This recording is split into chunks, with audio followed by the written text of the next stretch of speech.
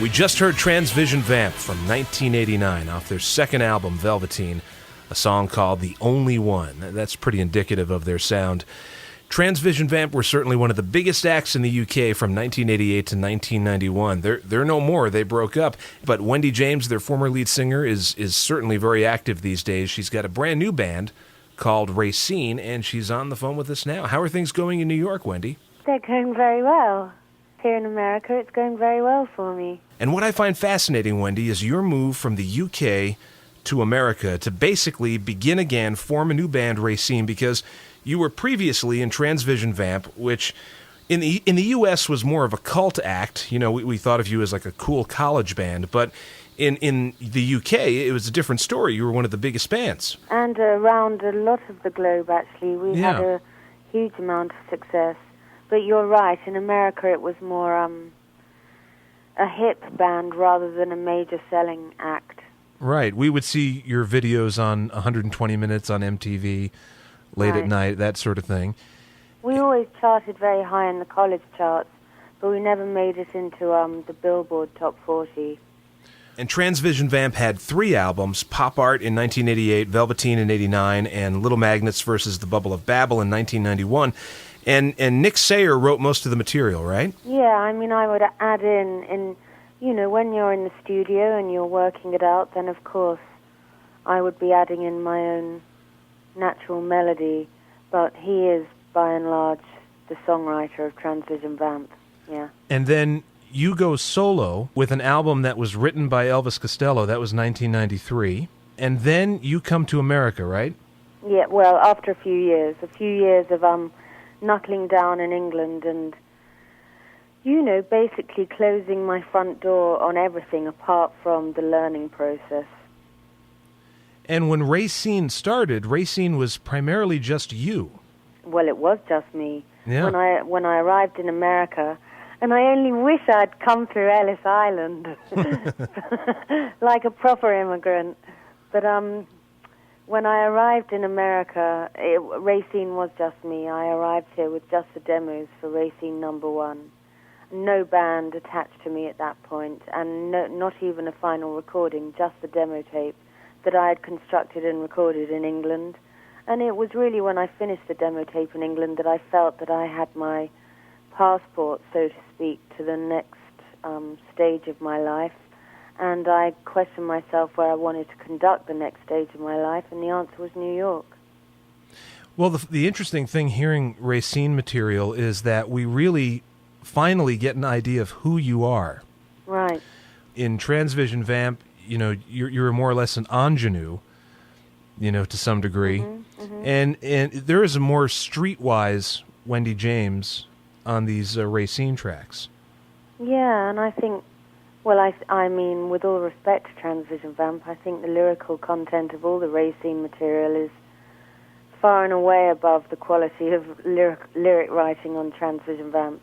But then this is, Racine is genuinely my soul and my observations and my feelings and my intelligence and all of it, whereas I think Nick primarily had more, because he was that much older than me and archetypically influenced by Malcolm McLaren.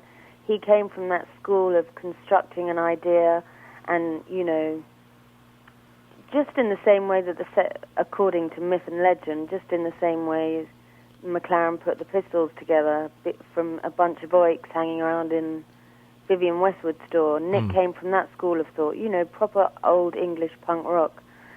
And whereas Racine, I don't really have a master plan that's contrived like that. It's just shoot from the hip feelings.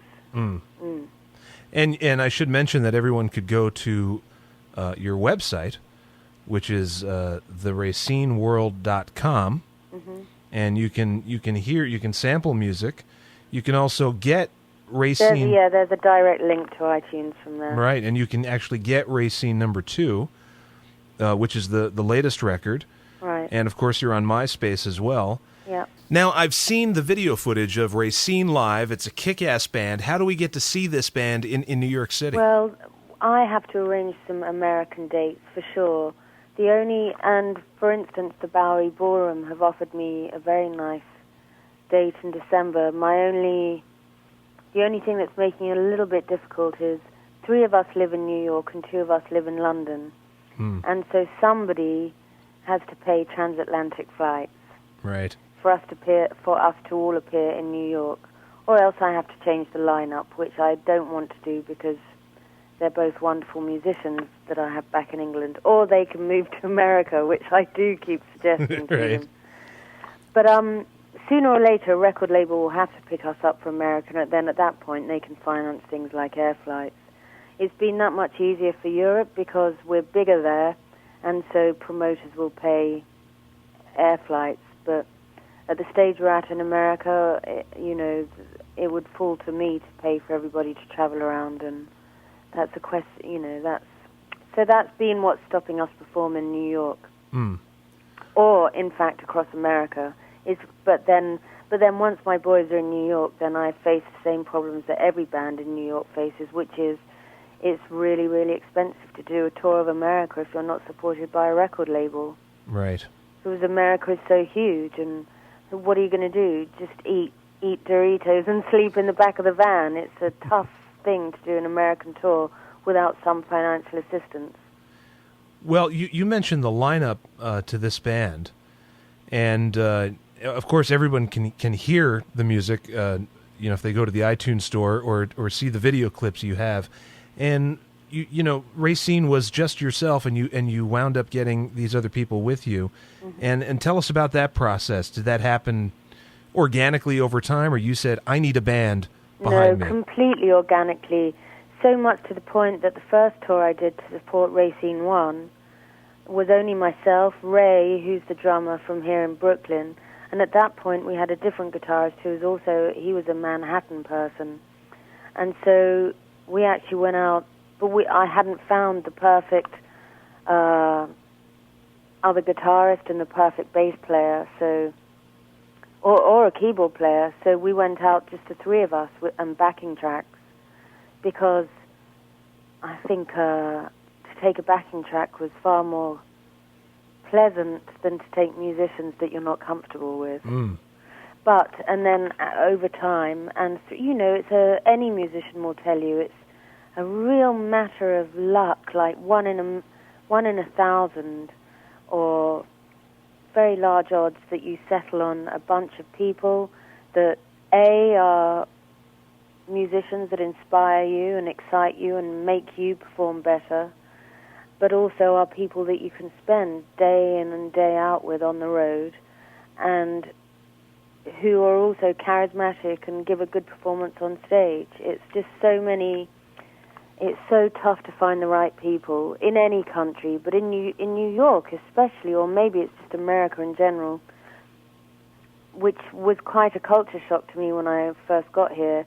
The people play in 6 or 7 bands over here until one of them, scores if they're lucky. Whereas in England, we very much come from that ethos of all for one and one for all, and you form a band and you sink or swim together. But that's not really the mentality here. People are far more professional here.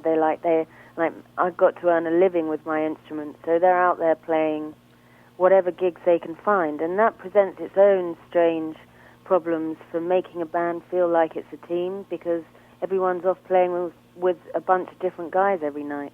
Right. But I don't have that, but that's why it took me so long. I found people whose playing I love, and who, for their own reasons, feel quite dedicated to me.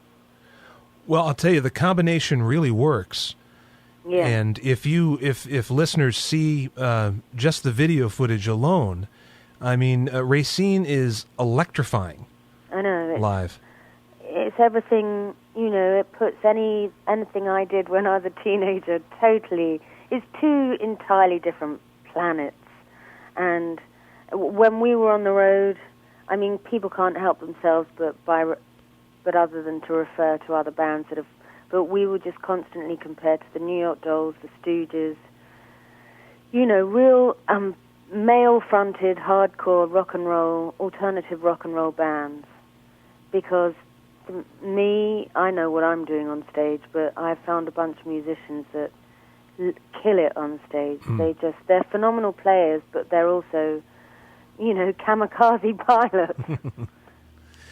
Well, one other thing I wanted to ask you about your music being available digitally. Mm-hmm. And more we see, bands doing this nowadays. I mean, of course, Radiohead recently made a big splash about releasing their album, and pretty much it's you pay whatever it is, 99 cents a song or what have you. And now I hear Charlatans UK are going to be doing it. And it seems as if people are circumventing the route that you used to have to take in getting their music out there and getting exposure. Yeah. And how has this worked for you? Well, yes, because record labels are so loath to invest in anything until it's already selling 100,000 copies. Back when Transvision Vamp started, even in those days, the music business was paltry compared to what it was during punk, and even more so during the times of the Stones and the Beatles. Over the decades, record labels have just, white-knuckled it, holding onto their chairs and afraid to really step out of the shadows and propel something forward. They literally wait until something is such a bona fide earner that then they just come in and buy it out like a corporate takeover. And so how long can you sit there waiting for the dream A&R person to understand you when basically all you have to do is find a digital distribution deal, get it up on iTunes, and then people, if you're lucky, people dig what you're doing. They can have it straight away. And also, as a form of media, it's just so much more potent way of... I mean, Racine has got fans in every corner of the world. And back in the old days, a record label would have had to had an office in each of those countries and have a marketing campaign and a promotion campaign, and only then would somebody in, Perth, Australia, find out about you. But now all they have to do is sit on their laptop. Mm-hmm. So, but it hasn't replaced the CD or vinyl even, and I don't think it will for the near future. But certainly, and major selling artists, of course, they're still majorly selling on CD more than they are digitally. But it is changing. And if you're smart, if you've got your smarts about you, if you're an artist, you hold on to your digital rights. It's interesting to see on your MySpace site, for example, the amount of people who are commenting, and like you said, from all over the world, and it's mainly through word of mouth. Yeah, they find you. It's quite amazing. And, in a smaller way, it used to be like that, just in a major, if you grow up in a city or your local town, you kind of find out what the happening act is around there, and then they know another band that's playing in the next town, and that's how you make up your network. But now it happens on a worldwide scale. It's which means that Racine has been able to go and tour quite successfully in a lot of European territories, and our audience, if it hasn't been sold out, it's been close to sold out. And that's without a record label. That's because people are on MySpace. Mm-hmm. And you're also going to Spain, right, at the end of the year? Yeah, and I think we're going to Italy as well in the run-up to Christmas. I was just wondering where were you going to be on Christmas Day, because I can't see that we're going to fly back to New York and back to Spain. So maybe, I don't know where I'll be, but but yes, and that all comes through MySpace. But it's not ultimately I'd like to be able to release on vinyl, so for people like me, and I know there are quite a few other people like me that actually really love looking at old vinyl covers. So it would be nice to have both ends of the spectrum, the quick hit of the download and then the beautiful tactile experience of having vinyl. And I'm a couple of tracks away from finishing the writing of Racine 3 as well. So I can only imagine that Racine, at some point in the next 12 months, Racine will break through in America. Now I've got to ask you, you are writing everything. I am. time. With yes, Racine. everything. Yeah, and that's how you originally started the band as well. Yes. Right. And that's my motivation for doing it. And it was after the Elvis Costello record that, if that record did anything for me as a person, it was to very clearly mark a period at the end of that stage in my life where I was a mouthpiece for someone else's thoughts and musical swings. And I wanted to, my only reason for for making music from that point on was to discover and fulfill myself as an artist. And now, but I tell you, in all honesty, I couldn't be where I'm at now if I hadn't have stepped off for a while. Because, you have to find out what it is you want to say and do and transmit to the world. well, we're going to play some Racine right now, and I think we should also expose everyone to your wicked sense of humor, which you get quite a bit of lyrically. Yeah. With Racine. So thank you so much, Wendy.